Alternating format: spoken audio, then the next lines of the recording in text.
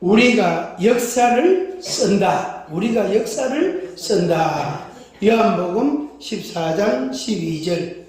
내가 진실로 너에게 이르노니 나를 믿는 자는 내가 하는 일을 그도 할 것이요 또한 그보다 큰 일도 하리니 이는 내가 아버지께로 감이라. 다니엘 12장 3절. 지혜 있는 자는 궁창의 빛과 같이 빛날 것이요 많은 사람을 옳은 대로 돌아오게 한 자는 별과 같이 영원토록 빛나리라. 창세기 12장 3절. 너를 축복하는 자에게는 내가 복을 내리고 너를 저주하는 자에게는 내가 저주하리니 땅의 모든 족속이 너로 말미암아 복을 얻을 것이라 하신지라. 아멘. 이 말씀처럼 여러분 생애가, 여러분 삶이 이루어지기를 축복합니다. 아멘. 자, 그 밑에 우리가 가면 길이 되고 우리가 하면 역사가 일어나고 우리가 말하는 것은 진리의 말씀이다. 우리가 있는 그곳에 하나님의 계시가 임하고 하나님의 역사하시고 표적이 나타난다. 우리는 하나님의 말씀을 순종하는 사람들이다. 우리는 하나님 나라의 정직이들이다. 우리는 주의 집에 충성된 종들이다. 우리는 새 역사를 쓰는 사람들이다. 우리들은 예수 제자들이다. 하나님의 어린 양을 먹이는 제자들이다.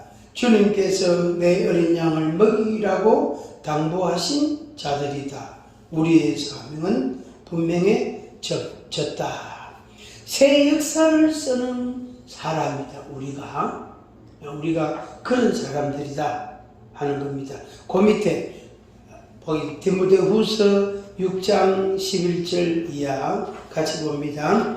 너 하나님의 사람아 믿음의 선한 싸움을 싸우라. 영생을 취하라. 이를 위하여 내가 부르심을 받았고 많은 증인 앞에서 선한 증언을 하였도다. 우리 주 예수 그리스도께서 나타나실 때까지 흠도 없고 책망받을 것도 없이 이 명령을 지키라. 디모데후서 6장 11절, 12절, 13절, 14절 말씀입니다. 그 다음에 이제 사도행전을 보면은 그 역사라는 개념이 의미가 더 분명해집니다. 이 사도행전이 영어로 표기를 X로 표현하거든. 그러니까 행위 이런 뜻이단 말이에요. 행위들 이런 말이단 말이에요. 그래서 사도들의 행동, 사도들의 생활을 기록한 게 사도행전이에요. 사도행전. 그래서 이미 소천하신 하영조 목사님 같은 경우는 사도행전 29장을 우리가 쓰자 이런 슬로건으로 목회를 하셨어요. 세미나 할 때마다 그런 슬로건을 많이 이렇게 외쳤어요. 그 의미가 상당히 있거든요.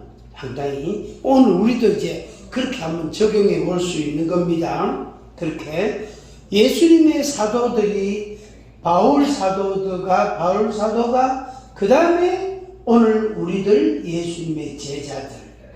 사도는 사도의 반열은 아니지만 우리는 예수님을 믿고 따르고 순종하는 제자들이다. 예수님의 사람들이단 말이에요. 그래서 우리들이 살아가는 삶의 여정은 바로 새 역사다. 그게 사도행전이다.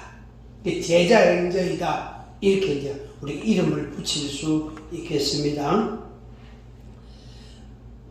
저 밑에 2번에 보이죠. 2번, 갈로 2번.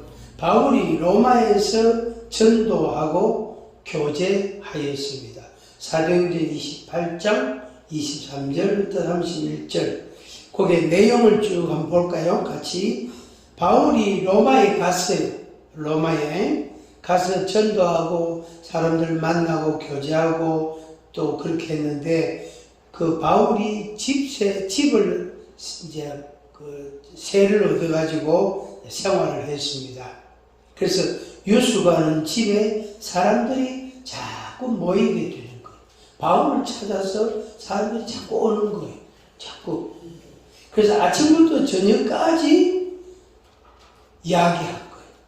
하나님의 나라에 대해서, 예수 그리스도의 십자가의 복음에 대해서 이야기를 한 거예요. 그 다음에 어떻게 예수님을 구체적으로 전했습니다.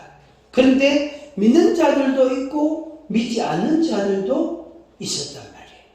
믿는 자들도 있었고 믿지 않는 자들도 있었단 말이에요. 그리고 그 바울이 아나니아에게 주님이 하신 말씀이 어떻게 이방인들에게 복음을 전하는 전도자로 세웠다는 것을 말씀했어요. 사도행전 9장에. 그래서 그 바울이 로마에서 복음을 전하고 사람들에게 말씀을 가르치고 그들과 교제하면서 그들을 주의 복음에 따라서 생활하도록, 말씀 따라 살도록 권하고 그렇게 하였습니다. 그게 이제 바울이 한 일이에요. 그 오늘날 우리들도 그런 거예요. 오늘 우리들도 우리나라는 이제 조금 다른 나라들의 이 복음의 구조와 조금 다릅니다.